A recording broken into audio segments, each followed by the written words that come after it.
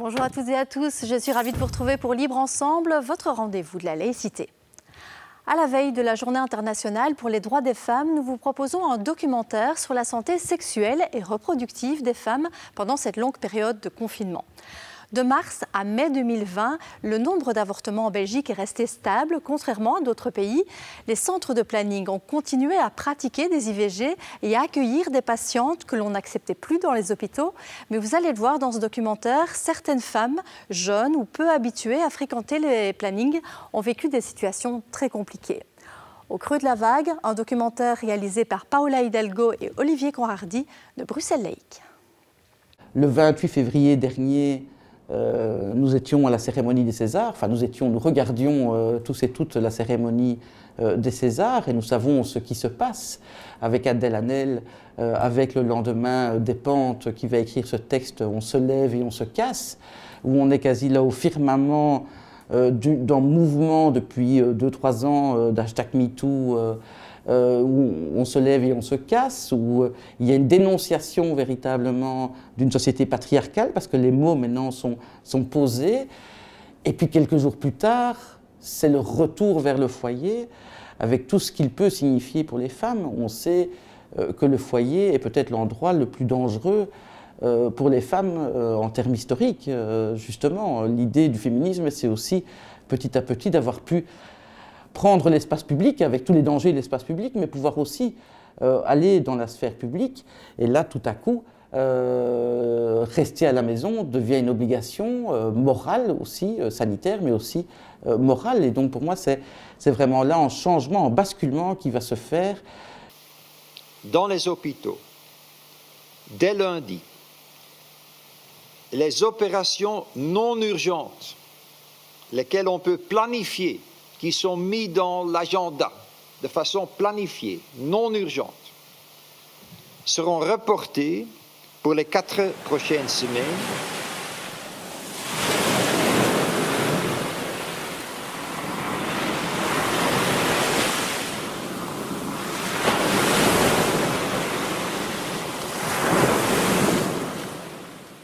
En fait, l'INAMI a décidé que toutes les consultations non urgentes ne pouvaient pas avoir lieu, et donc le problème a été que dans certains hôpitaux, on a considéré que la contraception, ce n'était pas une urgence, que placer des stérilets, ce n'était pas une urgence, et donc moi j'ai continué à les mettre en considérant que c'était urgent. Mais nous avons vu que certaines femmes se sont retrouvées avec des grossesses non désirées parce que leur rendez-vous pour placer le stérilet avait été remis. Beaucoup de femmes ont attendu en disant « c'est pas grave, je peux attendre 15 jours ». Puis il y a eu 15 autres jours et puis voilà. Donc à un moment, les demandes... oui, des femmes nous ont dit « je suis pas venue tout de suite parce que j'attendais et puis je ne peux plus attendre, donc je viens quand même ». L'accès à la contraception, en théorie, il a été garanti, il a été maintenu. Les centres de planning familial sont restés ouverts, les pharmacies sont restées ouvertes. Et donc, à cet égard-là, il n'y a pas eu de problème d'accès.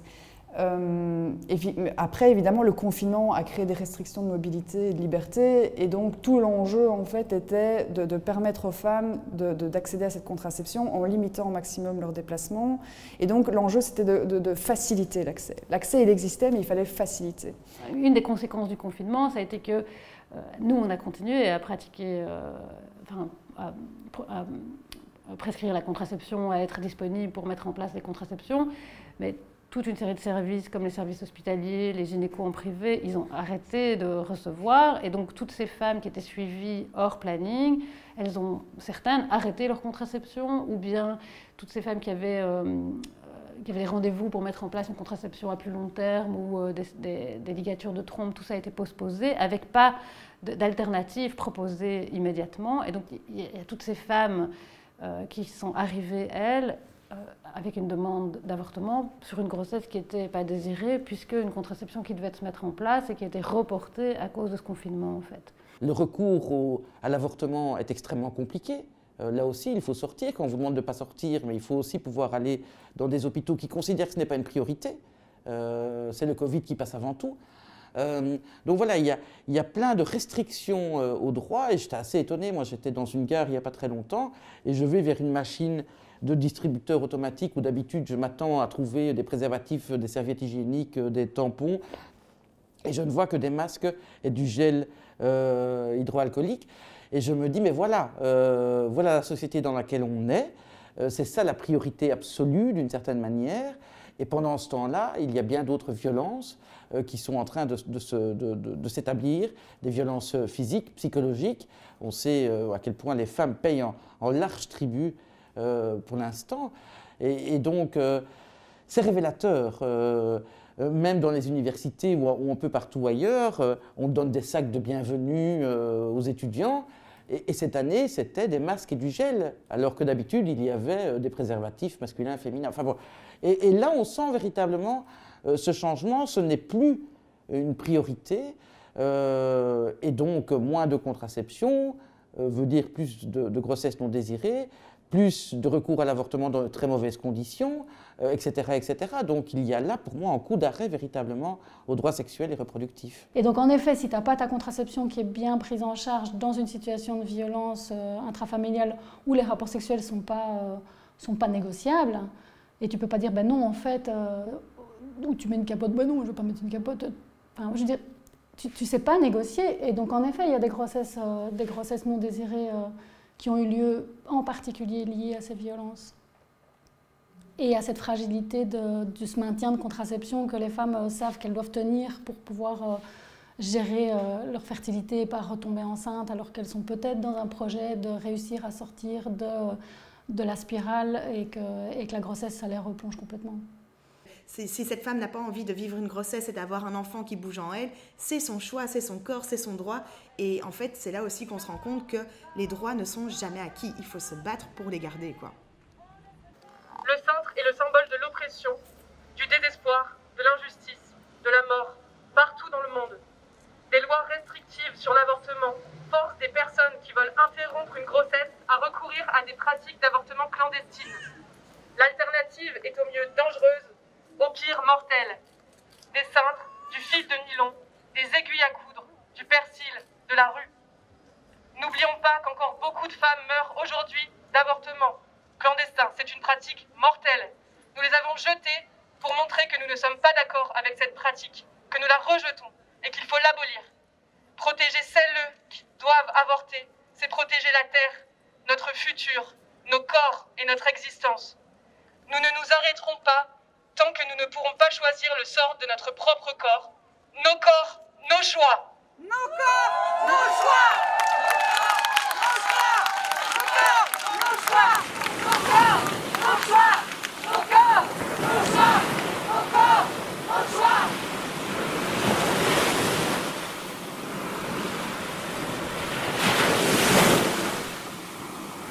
Les droits sexuels et reproductifs qui sont relativement bien acquis dans notre pays, bien qu'on sentait déjà des backlash arriver. Il faut se souvenir qu'il y a quelques années, il y avait quand même une remise en cause de la pilule du lendemain, qui n'était plus distribuée partout en Wallonie, y compris dans les plannings familiaux.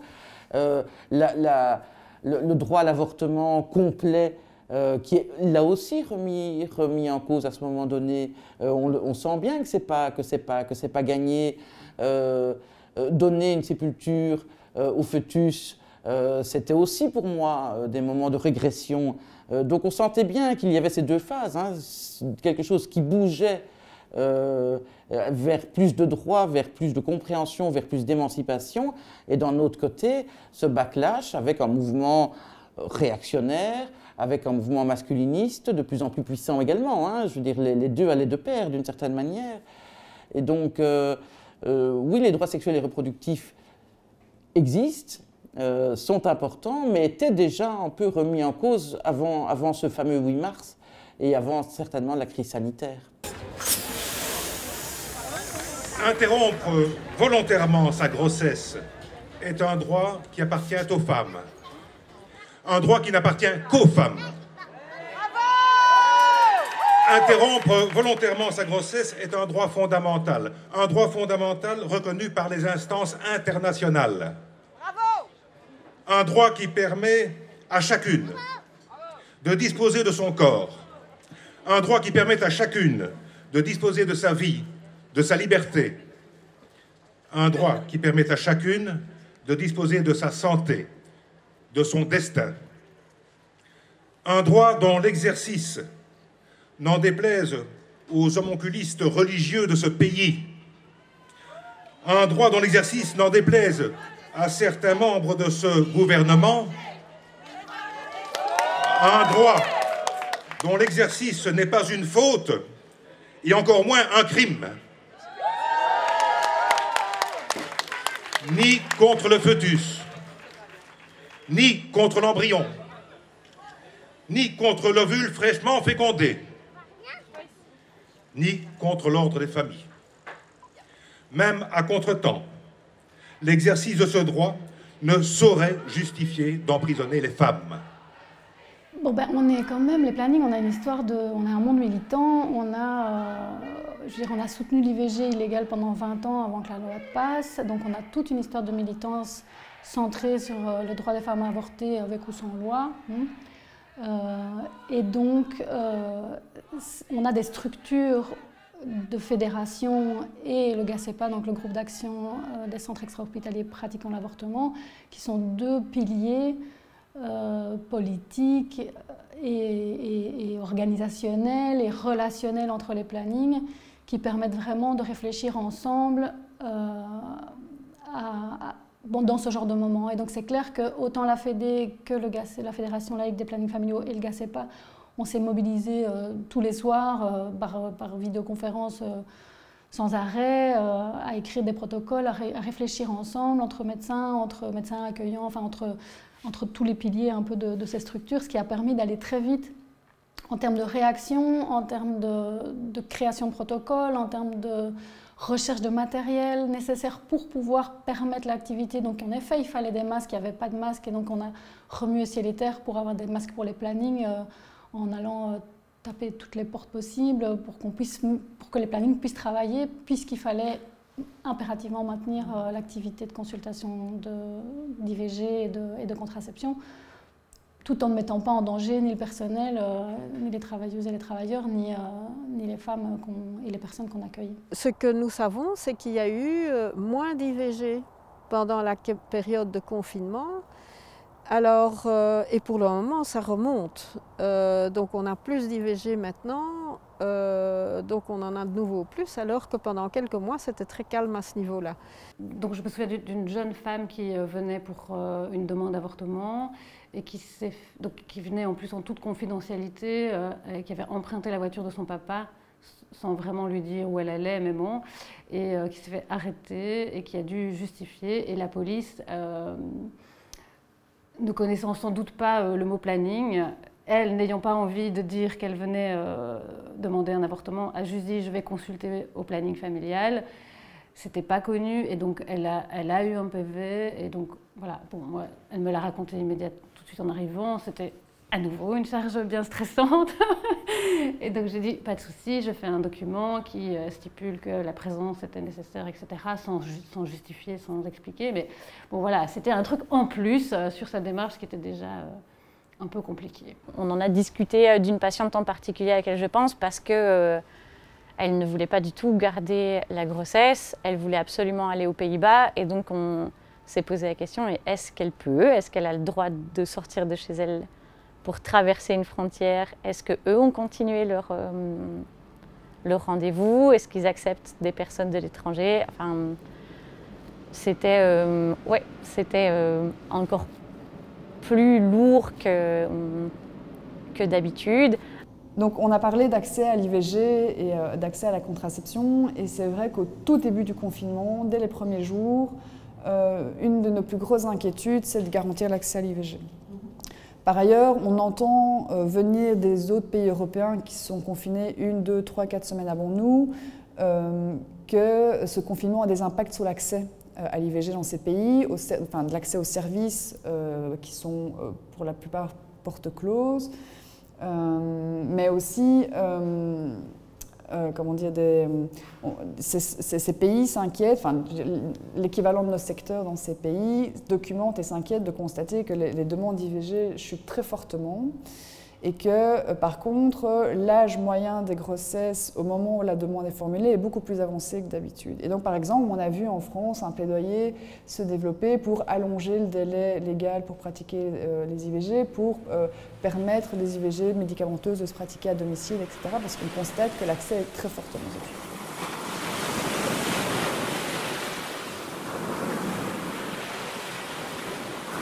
La méthode par médicament, dans les plannings où je travaillais, on était en train justement de se questionner sur est-ce qu'il faut vraiment obliger les femmes à venir prendre leurs médicaments au planning.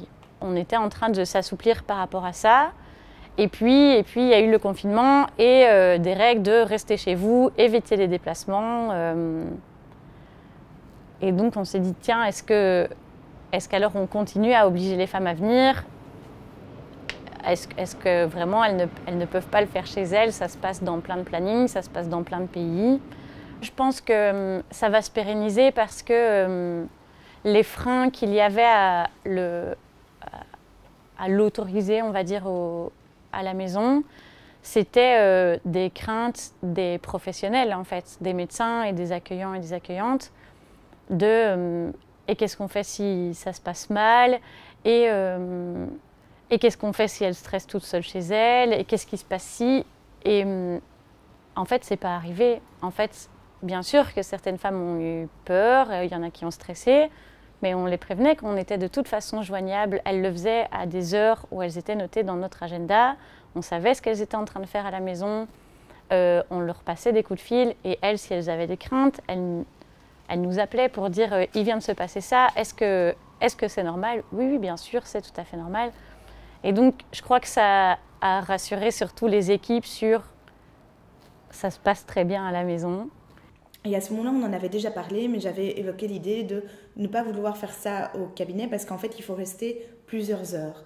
Et j'avais dit que je préférais le faire chez moi. Et vu que j'avais déjà eu 2 accouchements, donc les deux par voie naturelle, un sans péridurale, et qu'il n'y avait aucun problème au niveau de la douleur, d'office, ça fera moins mal qu'un vrai accouchement, quoi. Et donc, ils ont accepté. Mon mari a pris congé, comme ça, il était avec moi, pour que je sois, si jamais il y a quelque chose qui ne va pas, j'étais en sécurité avec lui, il aurait pu m'emmener vers un hôpital. Alors après, j'ai eu un rendez-vous quelques jours plus tard pour voir si tout était bien parti. C'était le cas. Et c'était fini. Et ça, en plus, ouais, non, il y a vraiment un suivi. Les gens nous demandent, si vous voulez, on peut se revoir pour discuter et tout ça. Le faire chez soi, c'est aussi dans un cocon, dans un endroit où on se sent en confiance et bien. Je trouve ça mieux, oui. Peut-être que je l'ai aussi bien vécu parce que je l'ai fait ici. On nous a fait une convention pour les centres qui est extrêmement rigide et qui, donc les femmes doivent être dans le centre pour l'expulsion. Et donc on est un des seuls pays au monde où c'est comme ça. Et donc on a rendu l'IVG médicamenteuse extrêmement peu accessible.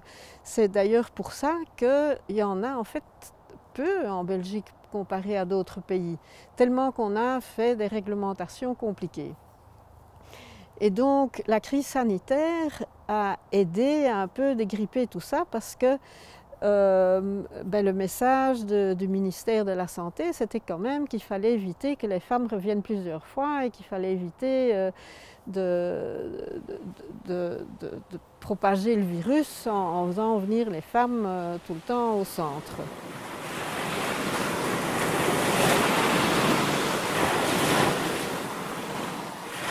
Une des grosses conclusions qu'on a tirées de ce confinement, c'est que ce qui s'est produit dans d'autres pays européens, c'est manifestement, à confirmer, mais manifestement pas produit en Belgique, et que cet accès au service IVG et au droit à l'IVG en Belgique, il a été garanti et effectif pendant le confinement. Et pourquoi ? Parce que notre modèle de prise en charge des IVG et de la santé sexuelle et reproductive en Belgique, il est vraiment unique. Et très qualitatif en termes d'accès parce qu'on a un maillage très dense sur le territoire de services extra-hospitaliers, donc les centres de planning, qui prennent énormément en charge ces demandes. Et donc au moment où les hôpitaux doivent réduire leurs services pour se concentrer uniquement sur la prise en charge Covid, les centres de planning, eux, ils sont restés opérationnels et accessibles pour réaliser ces fameuses 80% d'IVG, grosso modo. Et donc cet accès il a été garanti. Et donc ça tend à montrer qu'en Belgique on bénéficie d'un modèle de service de prise en charge IVG très qualitatif et fondamental à préserver parce que même en temps de crise sanitaire, il a manifestement mieux permis de garantir l'accès à l'IVG. Ça ne veut pas dire qu'il n'y a rien à améliorer, qu'on ne peut pas faire mieux, mais ça montre que c'est un modèle qui est fondamental à préserver pour l'avenir aussi, pour garantir l'accès à ces droits et à cette santé sexuelle et reproductive. Notre travail, ça a été vraiment de continuer à les accompagner et de continuer à être le moins... le plus relax possible, en fait, de continuer à travailler de manière humaine et chaleureuse dans le contexte de la distanciation physique qui était à appliquer. Je crois que ce qui serait bien, c'est que plus de femmes progressistes deviennent médecins, deviennent gynécos, pour que ces questions puissent être résolues de façon plus sympathique que maintenant. Maintenant, heureusement, nous avons les plannings, mais il y a encore d'autres situations où l'accès, où on peut encore toujours se retrouver avec un sermon sur l'IVG qui n'est pas bien. Et, donc, ce serait bien qu'on arrête ce genre de discours-là.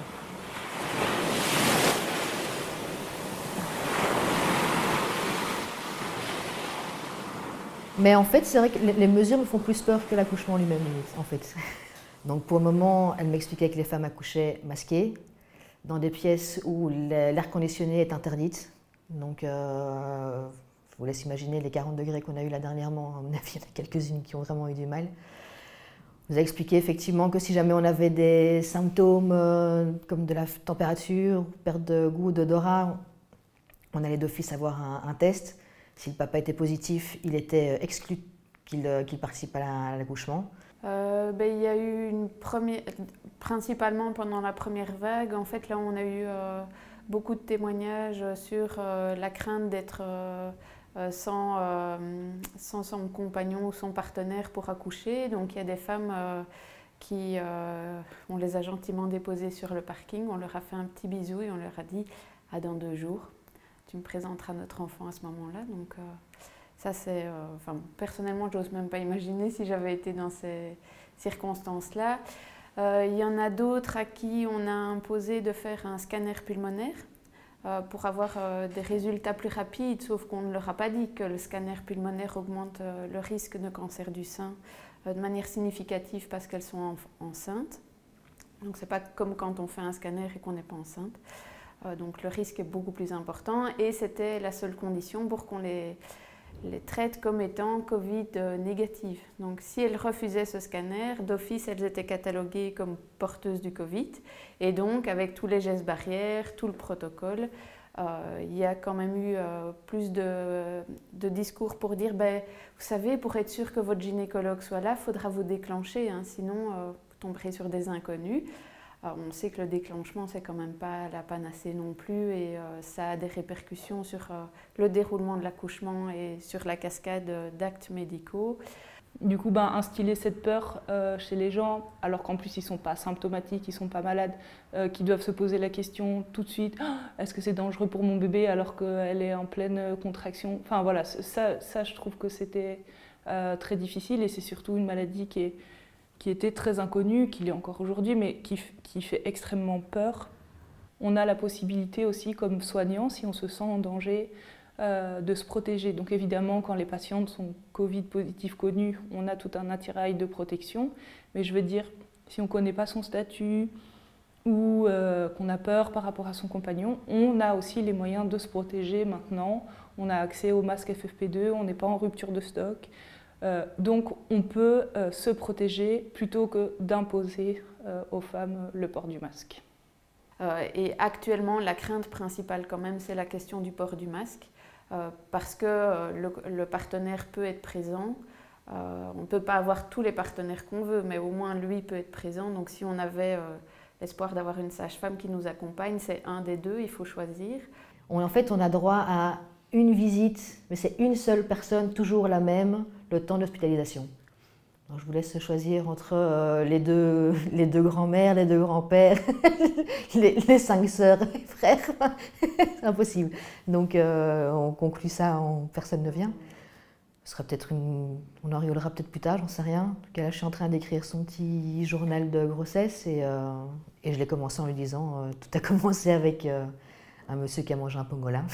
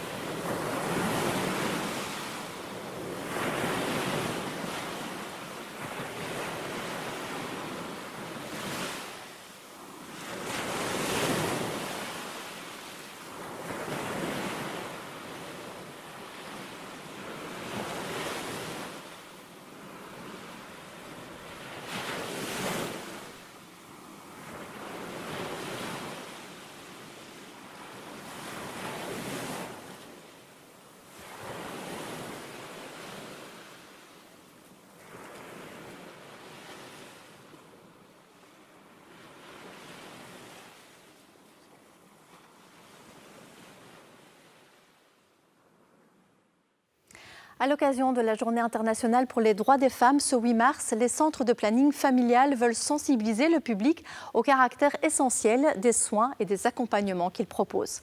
Pour retrouver toutes les informations sur les activités qui ont lieu dans le cadre du 8 mars et les informations sur la grève des femmes, rendez-vous sur le site internet du collectif 8 mars. Merci de nous avoir suivis et à très bientôt pour un nouveau rendez-vous de la laïcité.